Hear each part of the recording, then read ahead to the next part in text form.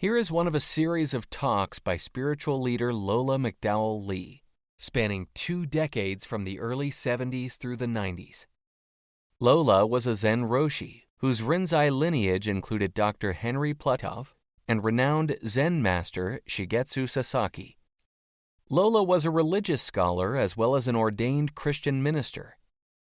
While the talks are focused mainly on Zen and Buddhism, Lola drew on many spiritual traditions, including those of Jesus, Plato, Lao Tzu, the Hindu Vedas, Meister Eckhart, and Gurdjieff. Tokai was a Zen master of a long time ago. And he would go around and visit different temples and maybe give a talk and so on. And while he was visiting a certain temple at one time, a fire started under the kitchen floor. And so a monk, rushed into his room shouting, at the top of his lungs, "A fire, master! A fire!" "Oh," said Tokai, sitting up. He was taking a nap. He sat up and he says, "Where?" "Where?" exclaimed the monk. "Why, under the kitchen floor. You get up at once." "In the kitchen?" said this master very drowsily. "Well, I tell you what, when it reaches the passageway, come back and let me know." See? And he was snoring again in no time. Yeah, that's a story.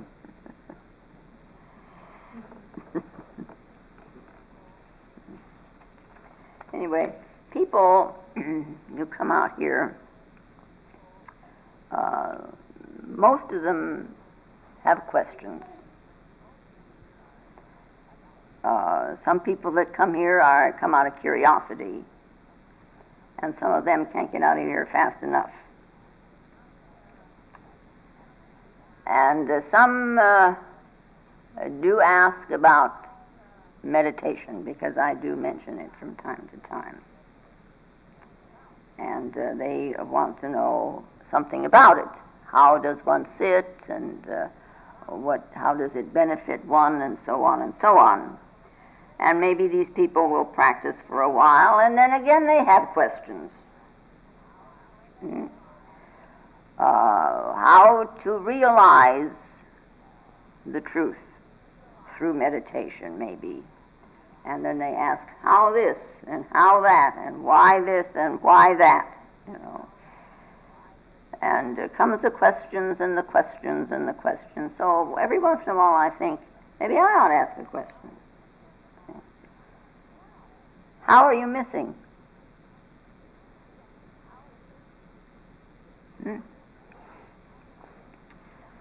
You're looking for reality. Well, maybe that's the problem. Maybe you're looking for your kind of reality. Your concept of what you might have as reality. And so that you're missing the reality that is present here and now. And some people, when they sit, they're sitting looking for the Buddha. And some people, when they sit, they look for God. They're in their minds, they're going round and round and round. And the thing is, if you're seeking for the Buddha, he's already at your door. If you're looking for God, he's already at your door. So then comes the question, where are you?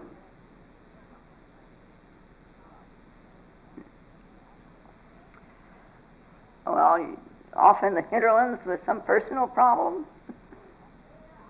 God's not interested, really. Where are you? Where? And that's a very basic question. Where are you?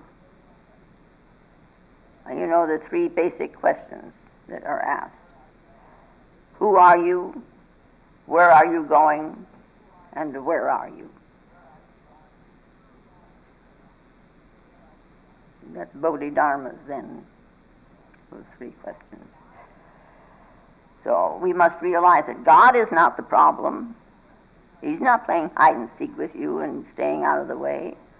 Buddha is not the problem. He's not playing hide and seek either. What you like and what you don't like, maybe that's the problem and maybe not. If you can set them aside, then they're not the problem, are they? So it must boil down to you simply are not at home. So then, where are you?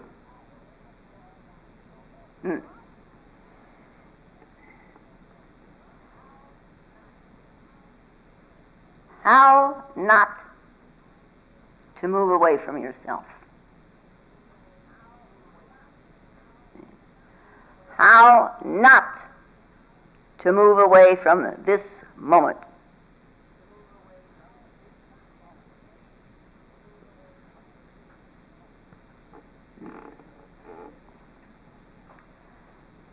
Now you're listening to me. If I ask you that, you're going to say, yes, you're listening to me. I'm listening. But are you listening to me, or are you listening to your own mind?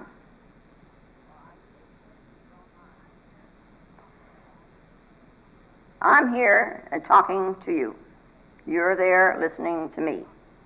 And then this comes along and says, well, yes, she's right.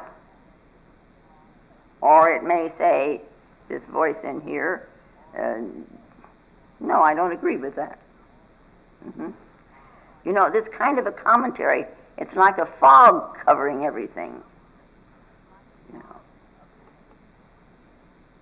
it's like in a little school, you know, all the kids in one little room. And then the teacher keeps noticing that this one child isn't paying any attention, isn't listening. He's lazy, and he's fidgety, and he's restless, and so one day she finally asked him, are you in some kind of difficulty? You know, are you able to hear me? Are you able to hear me? And the child answered, well, hearing is okay. Listening is the problem. Huh? You know, there is this distinction. Are you listening? Yeah. So listening is more than hearing. Listening, we could say, is a kind of a hearing with awareness.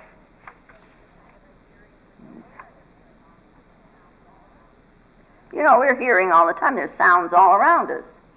For some reason or another, it's peculiarly quiet this morning. The dogs are not barking, and the birds are not chirping, and the trees are not making any noise. It's quiet out there today. You know, usually we hear birds and dogs and kittens and all over the place, huh? Some of it you hear because it impinges, the movement of the air impinges on the eardrum, and you make an object of it.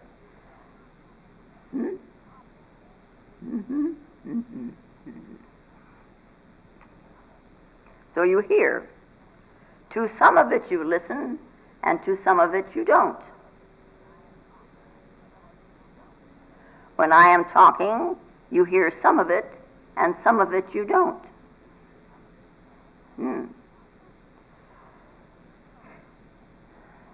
Now, do you know that you do not have to agree or disagree with what goes on in your mind?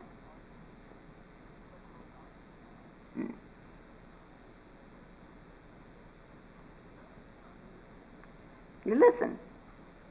You just listen. There is no need to say yes or no. You just listen. You know, when you're saying yes and no to the things in your mind, to whom are you saying yes or no? These thoughts going by. To whom are you saying yes? To whom are you saying no? Look at this in there. There is no need to be either convinced or unconvinced. You can just be a witness to it, huh? And then you learn to listen, and when you're listening, that allows the truth to flow through. You know, in this Prajnaparamita Sutra, which we chant as the Hanya Haramita Shingyo, yep, it goes, O Sariputra, form is here emptiness, and emptiness is form. Form is no other than emptiness, and emptiness is no other than form. That which is form is emptiness. That which is emptiness is form. And that's how they describe the world. And it doesn't at any place deny the phenomenal world.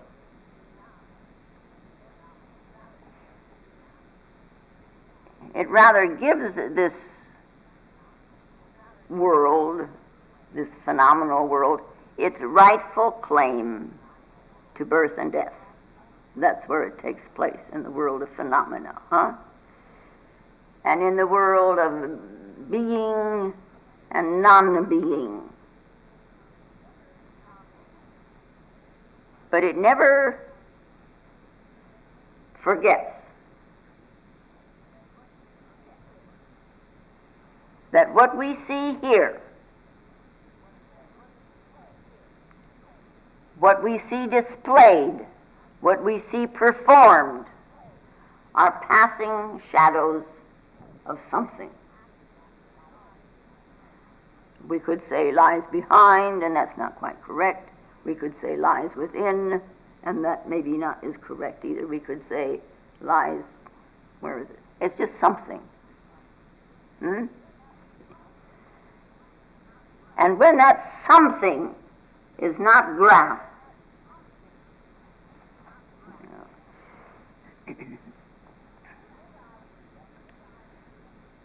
with our perception,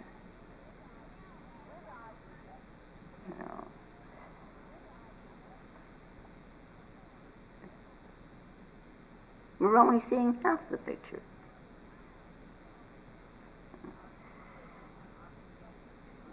Our experience, our perception, doesn't give a full meaning to these, what they call passing shadows. Passing shadows. Objects in the psyche appearing substantive, appearing, appearances. So that we, unless you see the picture totally, you see half a picture, how are you going to appraise that picture that you only see half of?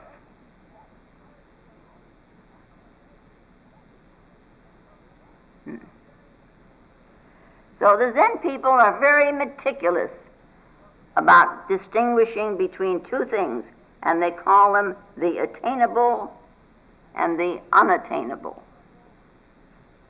And these are technical terms, so-called.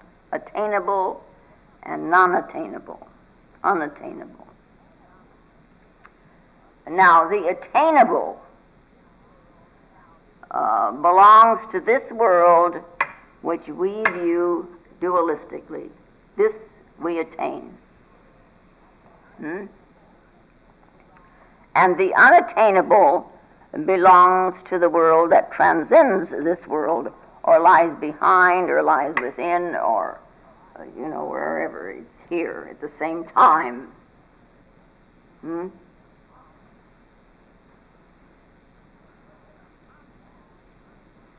So whatever contrast is made between that which stands out and that which lies behind, as it were, or within, which we sometimes call being and non-being, or becoming and being, or becoming and its essence.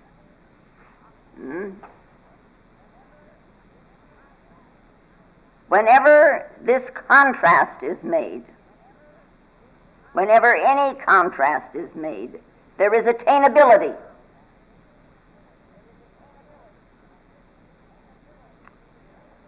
And with the attainability, there immediately is an attachment.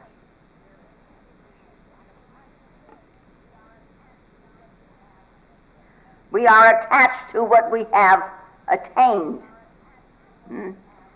And this attachment is our so-called arch enemy.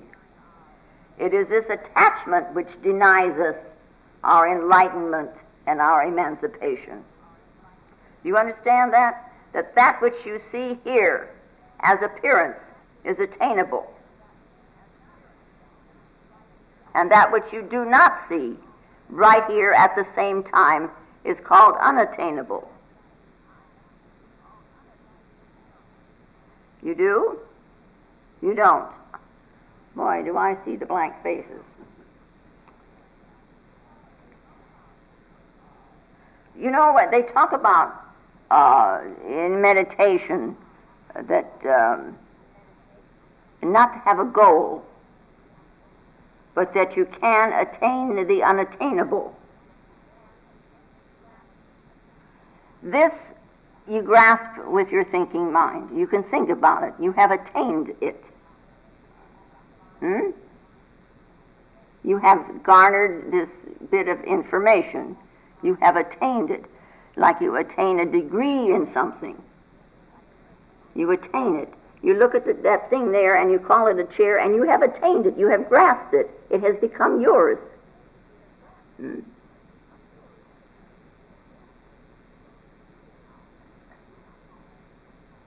Now, if you do not call that a chair, then what have you attained? If you do not call that a chair,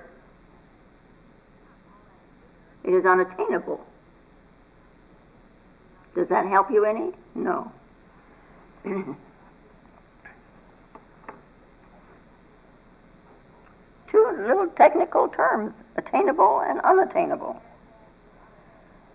That which transcends is unattainable. You can never keep it.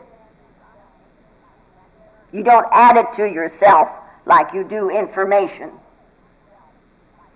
So it's unattainable. Oh, okay.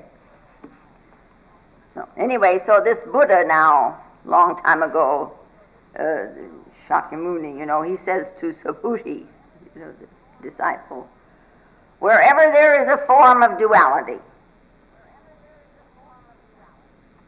two eyes we have got, huh? This is attainability. Wherever there is non-duality, in whatever form, this is non-attainability.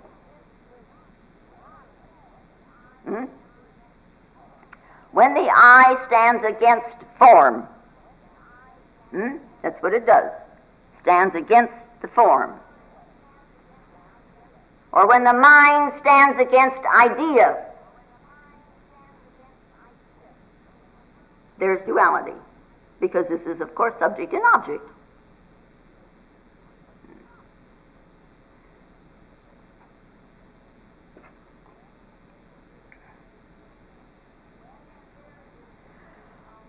When there is what is known as supreme enlightenment set against the Buddha, who is regarded as having attained it. See, did we say this, This again is duality, that the Buddha attained enlightenment.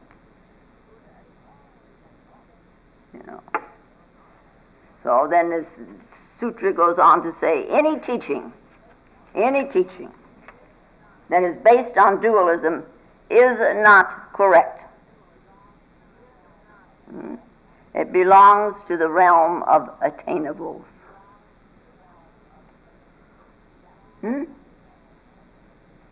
That which you can attain.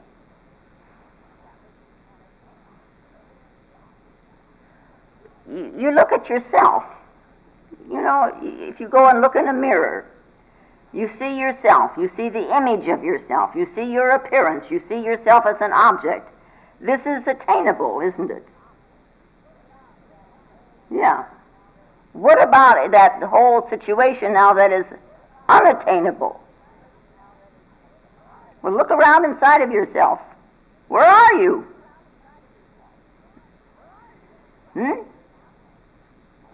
Can you grasp yourself? No, you're unattainable. You have to allow it to show itself. You can't attain it. It is non-attainable. Okay. So he goes on to say, let the duality of eye and form, ear and sound, mind and thought be altogether done away with. Likewise with that of enlightened and enlightenment. Let us have nothing to do. Let us have nothing to do. You know. And then there will be a state of non-duality. You know. Free from all the false teachings and the illegitimate speculations. The unattainable is thusly attained.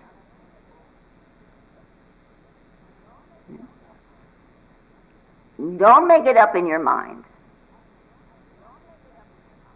Just have nothing to do. You have nothing to do. And it comes.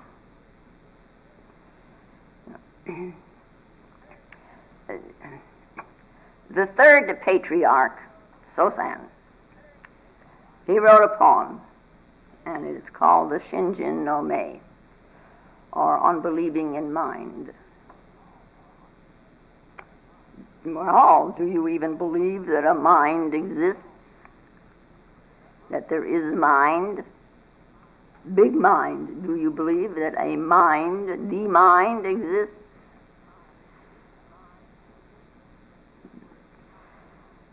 So they use the word mind in the translation from this Chinese term called Zen, H-S-I-N, Zen.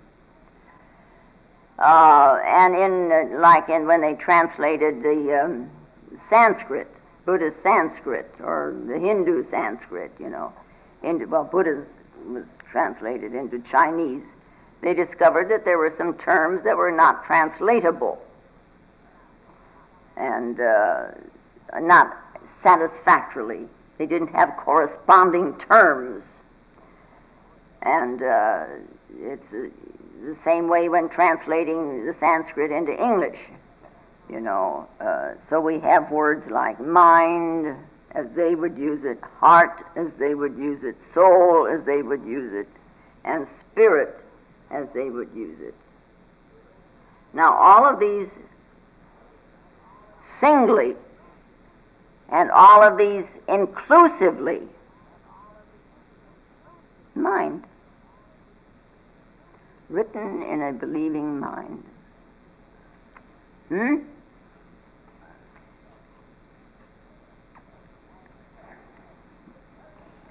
And he wrote, the perfect way knows no distinctions, except that it refuses to make preferences. Only when freed from hate and love, it reveals itself fully and without disguise. See, you have to sit on you have to be what they used to call a mugwump. You sit on a fence, and you don't fall either way. You just sit on the fence. If you fall over this side, well, maybe you care too much, and if you fall over on this side, maybe you don't care enough. See, either way, it's a preference. No. It refuses to make preferences. So if you're wallowing around in a preference, you have disguised it. You have disguised it. It didn't disguise itself. And by sitting on this fence, as it were, or as Buddha called it, the middle way, Yeah. Thusly one attains the unattainable. Just sitting on a fence, not making up your mind. Oh, you're right, oh, you're right, oh, you're right. Yeah. So while sitting on this fence now, you pay attention. And paying attention is listening. If you just listen, without the commentary, you just listen, then truth is going to be revealed to you, and also untruth is going to be revealed to you, if you're listening. And say you go someplace and somebody's talking a lot of nonsense. They get up there and spouting off all this stuff, blah, blah, blah, blah, blah. And if you just listen, even without, you may think it's nonsense, but drop that. You just listen. The nonsense will really be revealed, what nonsense it is, without any commentary from you at all. It's either the truth or it's not the truth. And what's the point of worrying about it? If you're just listening, it comes. All it takes is listening. The whole thing, all it takes is listening. Now, depending on our culture, they say the way in which we have been reared, that is the way we have been brought up, because there is now some debate as to the proper terms to use here. Some say that only a horse rears. And some say you are not brought up, you grow up. So, anyway, so I guess we better say the way your mother and father taught you. Lord, huh? They taught you what is right and what is not right.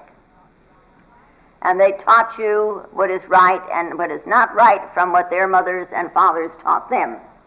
And what their mothers and fathers taught them, and what their mothers and fathers taught them, and what their mothers and fathers taught them, all the way back to Adam and Eve. Yeah. Of course, we call it etc., etc., etc., or und so weiter, und so weiter, und so weiter. Yeah. Let us say, for instance, that a person is of the Islamic faith, and he's talking around and about to someone, and what he's talking about, well, let's say the other one agrees to. Let us say I agree to it.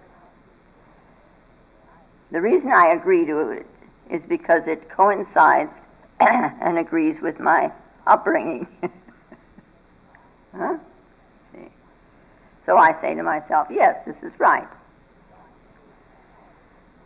If it doesn't agree with your upbringing, with your conditioning, you're going to say no. What then is present? You?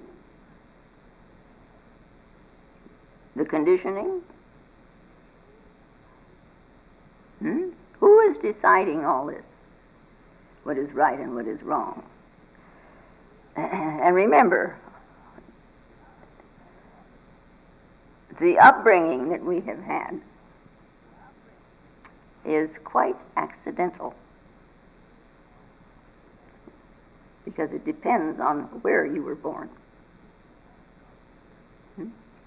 into what culture, and even into like the United States culture.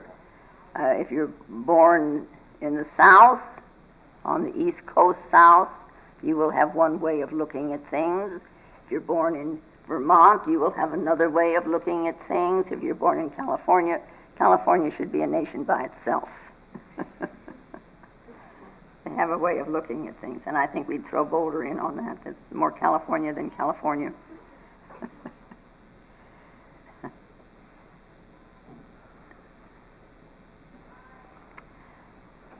The mind, we say, reasons, and it reasons about what it hears.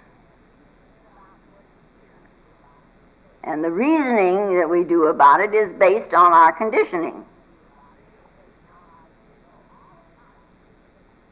So all types of conditioning, regardless, they rationalize. It's not really reasoning, it's rationalizing.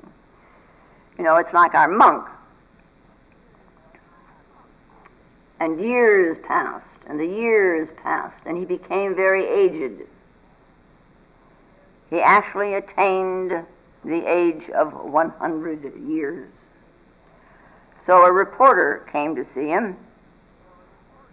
After all, he was the oldest citizen in those parts, and it was, you know, something. So the reporter said to him, well, there's a few questions I would like to ask you. And one is, do you think you will be able to live for another 100 years?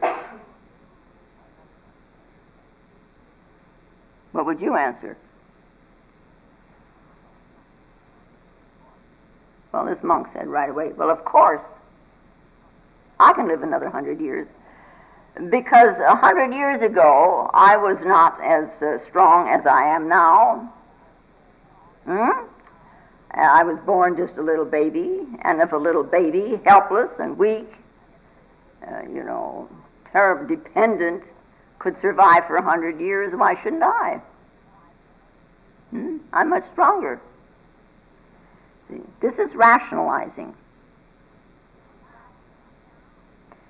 It sounds and it seems quite logical, but something's missing. And of course, in this particular picture, there is wish fulfillment. He's going to live on and on and on. We would, most of us, we would like to survive for a long period of time, much longer than our allotted 70. And we rationalize about it. And we believe in the immortality of the soul.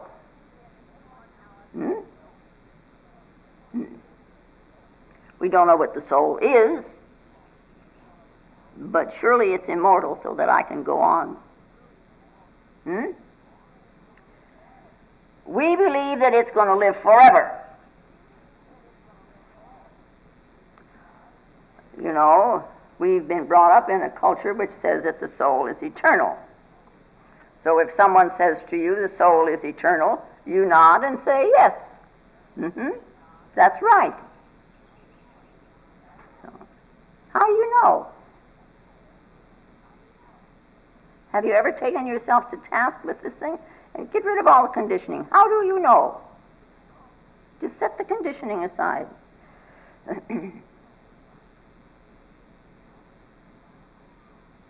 Well, it's right. And it's wrong. It's not right, and it's not wrong. Mostly we say yes because we have conditioned ourselves to believe yes. Now the Hindus and the Buddhists and the Jains believe that the soul is eternal and that there are many rebirths. The Jains say that it takes 8,946 lives, or something like that, to attain the unattainable. That there is so much that can be done in each lifetime. And they've got it all metered out. This happens in this life, this happens in life number 79, and this happens in lifetime number 106, and this happens in lifetime number 2011. You know, it's all step by step you go. You really got it down to fine points, you know. Now, the other half of the world, the Christians, the Mohammedans, and the Jews, believe that the soul does not have any rebirth. It's a one-time thing. You're flung out here and do your best, and that's it, kid. Huh? And then, of course, at the end of the life, why, the soul goes to sit at the right hand of God. You know, it sounds, you know, once in a while I think, gee, if they would only say something like, the soul dissolves into the ultimate, so that it is in unity with it. But no, if I said that, I wouldn't be anymore, would I? And if I'm not, how can I sit at the right hand of God? You can't take that away from me. I'm going to sit at the right hand of God. He must notice me, after all. You know, there's a poem, and I didn't spend any time looking for it, but in my mind, I think it was written by Longfellow, a long time since I've seen it. But he talks about, I'm here, and let me do my duty, and let me be a friend to those who need it. For I shall not pass this way again.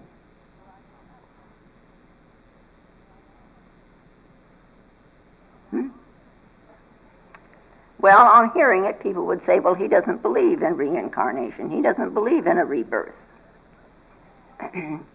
But a person who knows, the individual who knows, and this time we're going to call it the palingenetic cycle, a person who knows the palingenetic cycle, he could say too, let me be your friend, for I shall not pass this way again.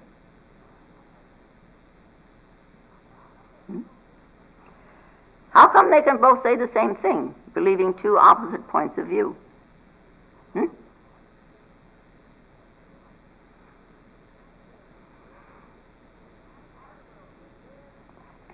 Half of the world believes this, and half of the world believes that. You know, alive or dead, are you? And they all have their own arguments. They all have their own rationalizations. And whatever you want to believe, you will believe. And I say to you, look very carefully at what you believe.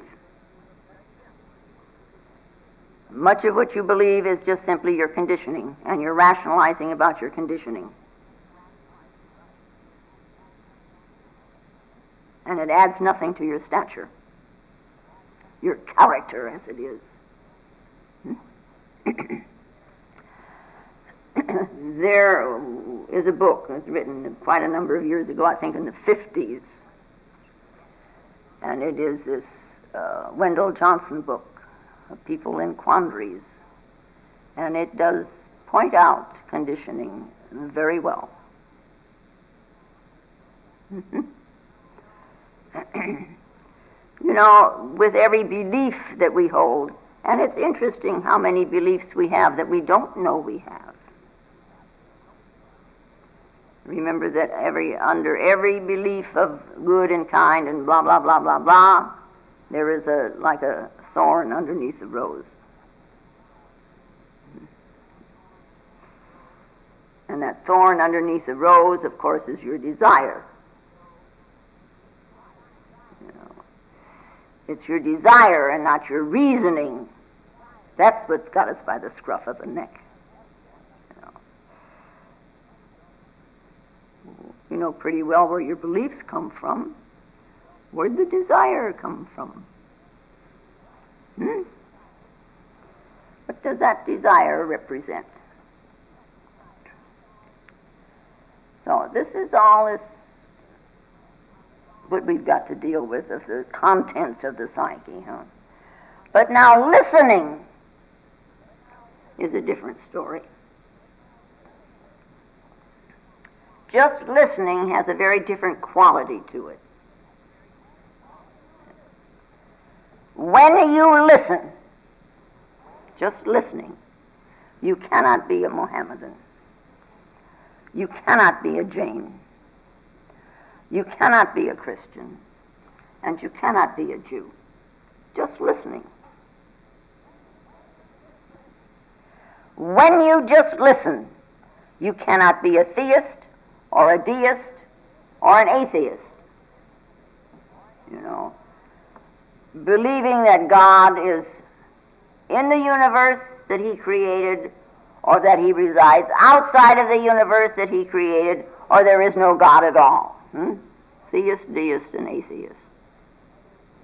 These are the different ways we do believe. Believe. We reason. We rationalize. These are all attainable, because we believe. We don't listen. You can't really listen through the skin of isms or scriptures or beliefs. When you listen, you just listen. And if there is no sound, fine, you listen to no sound until it really becomes silence.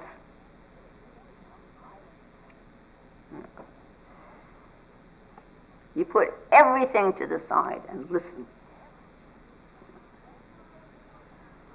When you listen, you're not bothered by agreement or disagreement. You're just listening.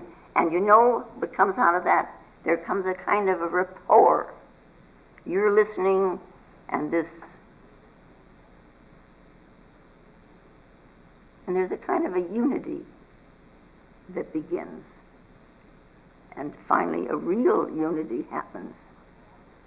And in that unity, suddenly you know trust. This trust is not a belief. Belief belongs to the mind that can say yes and no, the dual. Trust allows you to put aside all your defense mechanisms. It lets you set aside your armor that you have built up around, your shell. And it allows you to be very vulnerable. And you listen. And you listen. And you listen. And something rises in you. My God, it's true.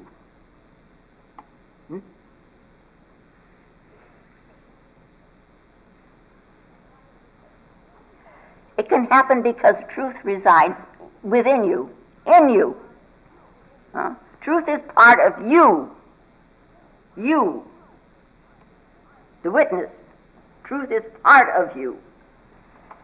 Yeah. And when you just listen, then this truth can flow. See?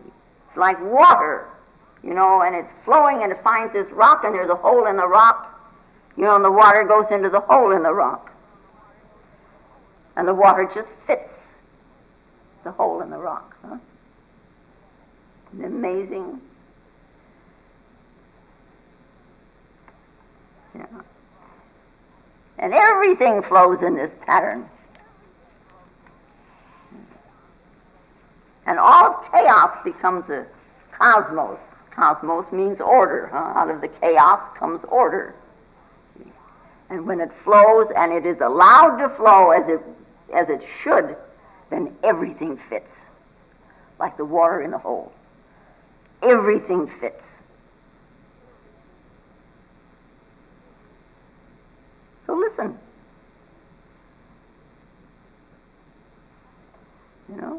Let it become a continuity. You can listen behind the scenes. Well, we could try it anyway, now and then, a little bit, once a day. But after all, it's not going to become a total listening in one day, or 1 week, or maybe even 1 year. It takes a lot of practice. But one day you will hold it for a period of time. And the water, living water, flows into the space. And you feel this deep fulfillment. Whenever you taste a drop of water, be it from the ocean, or if you taste the whole ocean, it's still going to taste the same. You get a glimpse, and you've got a taste of the ocean. Yeah. And then you go to work to hold that attention, that listening. See? And what you're working against old habits.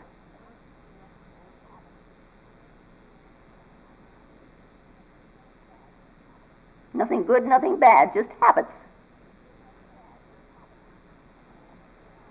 Big deal, huh? Habits, the conditioning. Habits.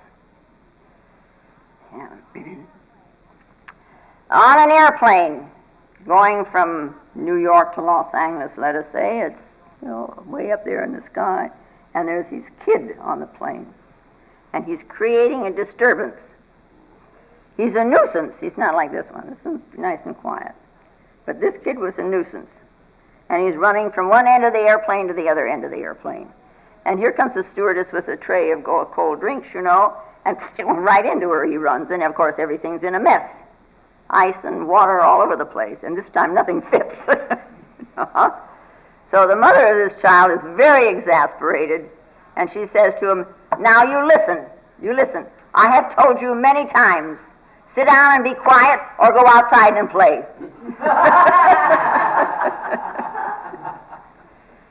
That's an old habit, because the kid looked at her and said, because she evidently realizing she was not aware of what she said, "What do you mean? If I go outside, you lost me." Huh? Old habits. Yeah. Anyway, when Tokai was a visitor at a certain temple, a fire started under the kitchen floor. And a monk rushed into Tokai's bedroom, shouting, "Fire, master, there's a fire!" And Tokai, sitting up, he says, "Oh, where?" And then the monk says, "Where?" "Under the kitchen floor." "Get up at once." "The kitchen, huh?" "Oh," says the master dreamily. "Well, I'll tell you what, when it reaches the passageway, come back and let me know." And Tokai was snoring again in no time. Well, this particular Zen master lived moment to moment,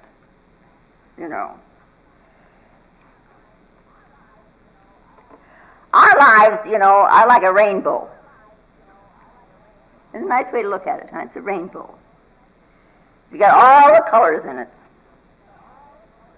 And we go from yellow, and there's this big rigmarole about yellow represents the mental activity, and blue is the devotion, and red is passion, and green is activity, and so you can get out and work, activity. And let me see, what are the rest of it? Anyway, the prism. Yeah? All the colors, the rainbow. And we move from one color to another color. That is, we move from pleasure to pain, from pain to pleasure, back and forth, and in between degrees. Now, a Zen master doesn't get excited about this movement between these colors. If death is present, he will very coolly ask, "Where?" He's not excited about it. And this where is a good, as I have said before, is a good question. If one is living from moment to moment to moment, what is of concern is here. Where? Here. Oh, then I should do something about it. But if it's there, it's not here yet.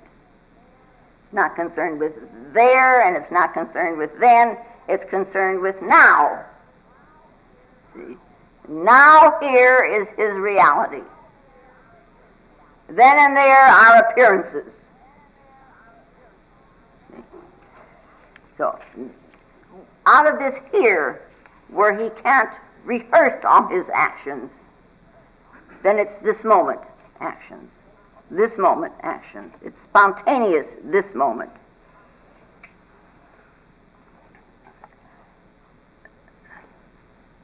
Religious communities, and they're not the only ones. I mean, it's a basic fact of nature that cells divide.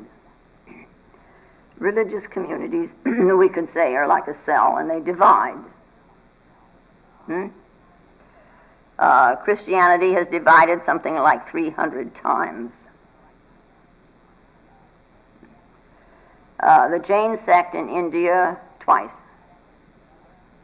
One sect because Mahavir said that one should become naked and stand naked before the light. One sect run around without any clothes. They believe in naked, because that's what he said. And the other one, why, they are a little sharper and they realize what naked means. It means no conditioning. Yeah? But anyway, one sect says, do not interfere with anybody's karma. There's the kitty cat. Did you take home the kitty cat last week? Oh, a different one. Do not interfere with anybody's karma. That is, do not interfere with anybody's activity. Let him fulfill his own activity. And the other sect says, don't interfere with anybody's karma. Let him do his thing. Don't interfere. If you interfere with anybody, you are throwing him off his path. Yeah. And so, sect number one says, they reach this conclusion, that if you're going down the street and someone is dying there in the gutter by the side of the road, you just simply go on. You don't touch him. You don't give him any medication. You don't give him any water. You don't give him any sympathy. You don't help in any way. You do not interfere with what is going on with that person. He is suffering because of his karma. That's the way they put it. You don't interfere with it. It's logical. Look at it. It's logical. You're going to throw that man gallywampus out of these 8,960 lives, where everything is metered out. Right? Yeah. Also, who are you to interfere? Because now we have another question. What about, how is it then, if it's your karma to give him water? And because of the way you believe as a Jain, you can't give him any water. But you have this thing other that you need to give him water. See, then you're not interfering by not giving him any water. You're not giving him any interference in his karma, but you're interfering with your own.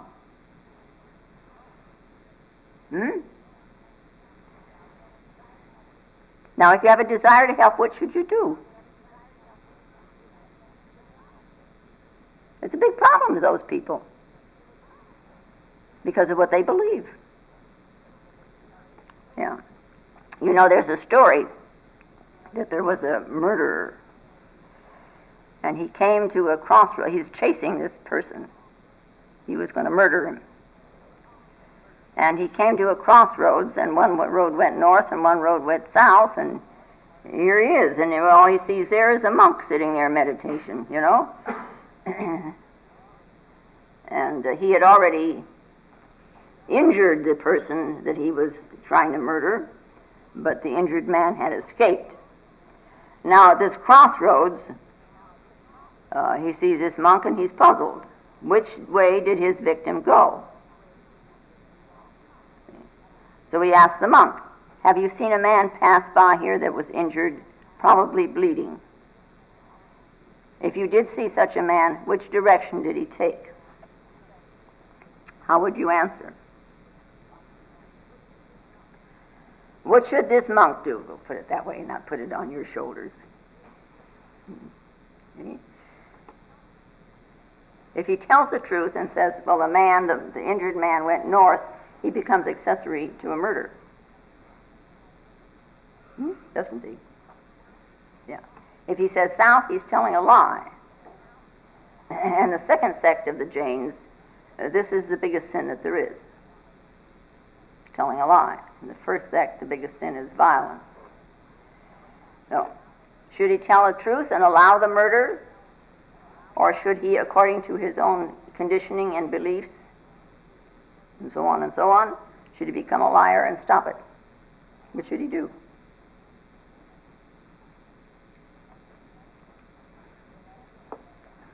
There have been many answers to that question.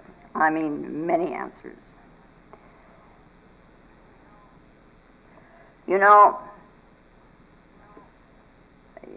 it is, if you just listen and get out of the duality, then everything fits. And you don't need to worry about all these questions. Really, you know, things happen. You know, there's hunger, and there's love, and there's anger, and the whole thing is just moving. There is this vast ocean just moving. Yeah. And, you know, each one of us, we're just a little wave in this ocean. Huh? So relax and, you know, let things be. It's not up to you to judge and so on and so on. You know, you can let go once in a while.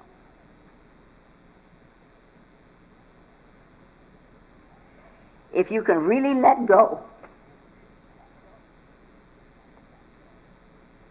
you will know everything worth knowing.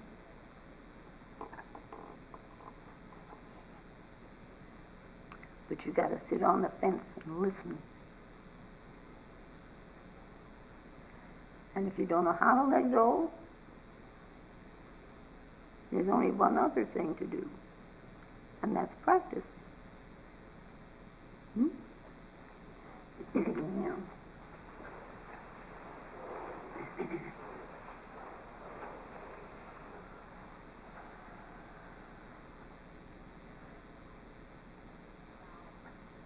And now, may the peace and the power that passeth all understanding hold us and keep us in the love of the Christed consciousness while we are seemingly separate one from another.